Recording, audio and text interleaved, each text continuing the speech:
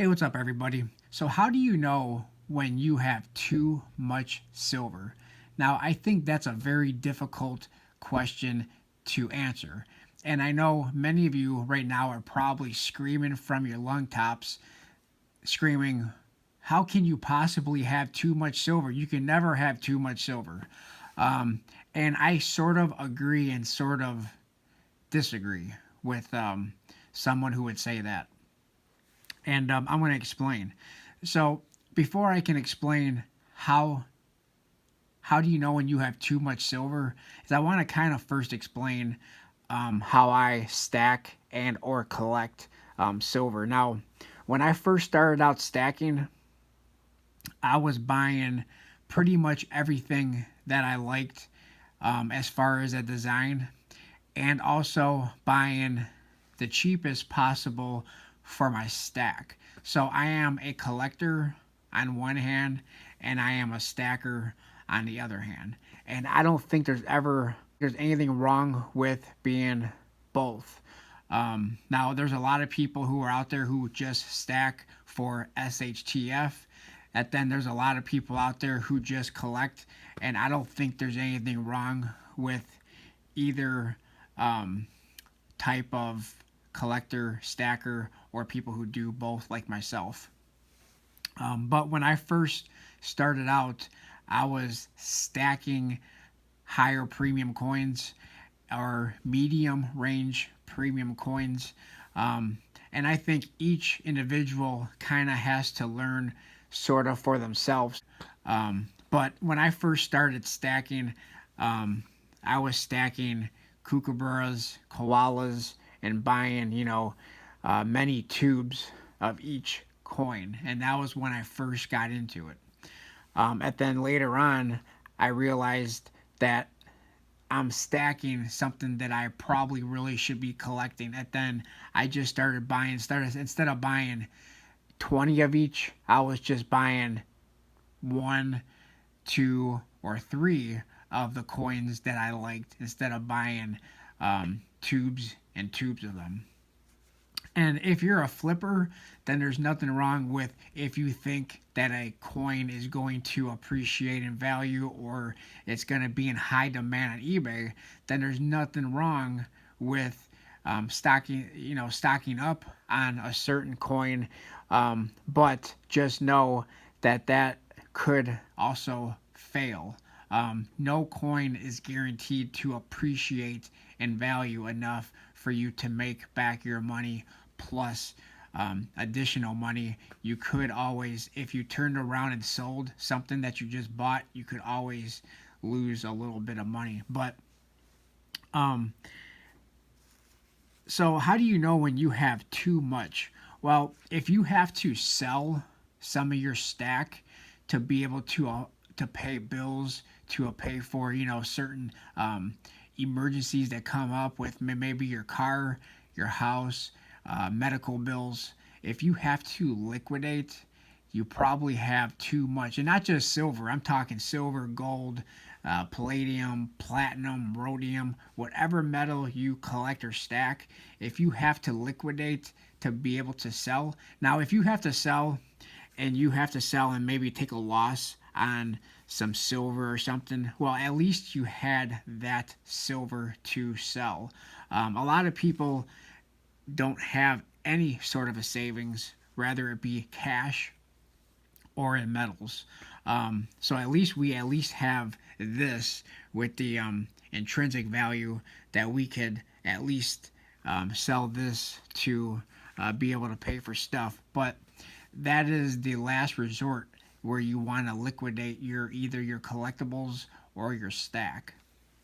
So if you have to sell some precious metals to be able to afford to pay bills, then you probably have too much wrapped up in silver or in precious metals in general. Um, what is another way to know if you have too much silver or precious metals? And I got this from one of Salivate Metals videos, and shout out to Salivate Metal. Um, so a lot of my stack, most of my stack I keep off site or not in my house, for security purposes, and or what if your house caught on fire. So I keep most of my, if not all of my stack in several different spots. I don't keep it all in the same location.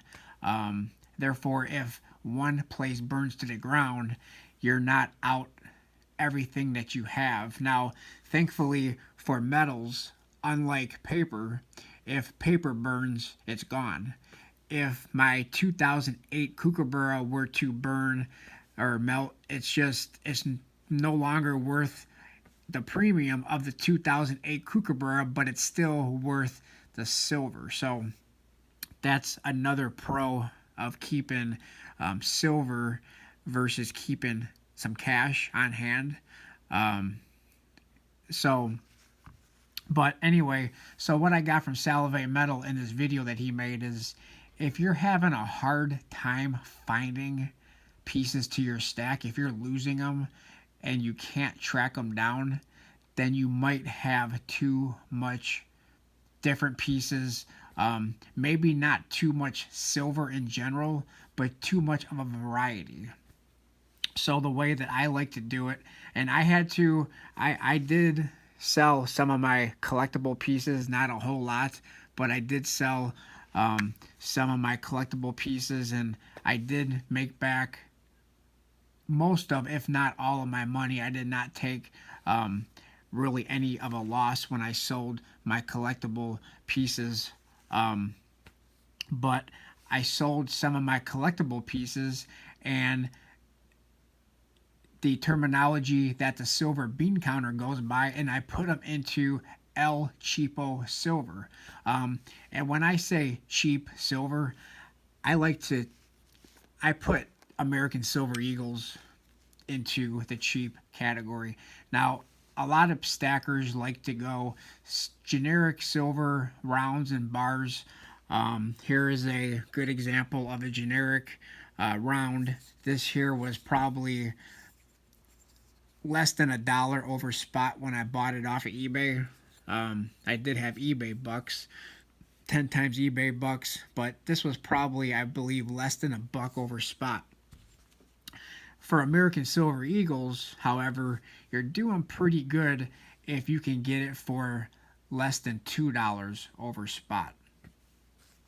So when I buy American Silver Eagles, I like to buy them in tubes, first of all, because that's where you're probably going to get the best bang for your buck, is if you buy a tube. If you can buy multiple tubes, or if you can even buy a monster box, you're doing better. I can't buy a monster box all at once, so I have to buy them in tubes. And you can also find deals like on Provident Metals and other online dealers where they do the random date Silver Eagles, and you can even buy them. That they'll sell them for, $1.60, $1.70, or something like that, maybe over spot, and it's any quantity. So you can buy one if you wanted, but then you have to pay for shipping. So I like to at least buy $100 worth to get that free shipping, just to make it a little bit more friendly when it comes to saving money, because we always want to buy the cheapest possible. Even when we buy, bullion coins like the Perth Mint Lunar Series, we still try to find the cheapest online dealer when it comes to this stuff too. So thanks a lot, everybody, for watching this video. Let me know what you guys think of the video. Please hit the thumbs up or the thumbs down if you didn't like the video. And yeah, so, and a big shout out to 2 people who I used in this video. One, silver bean counter with the El Cheapo silver. Always a good idea for me to buy on the cheap when I can find it. Constitutional silver, American Silver Eagles, and then even from time to time some generic silver, and then Salivate Metal, who I also used in this video. If you can't find pieces of your stack, if you're having a hard time tracking them down or losing pieces, then you might have too much of a variety of silver, and possibly might want to tone it down a little bit. So thanks a lot, everybody, for watching. Please like, comment, subscribe, and I will talk to everybody on my next video. Thanks a lot, everyone.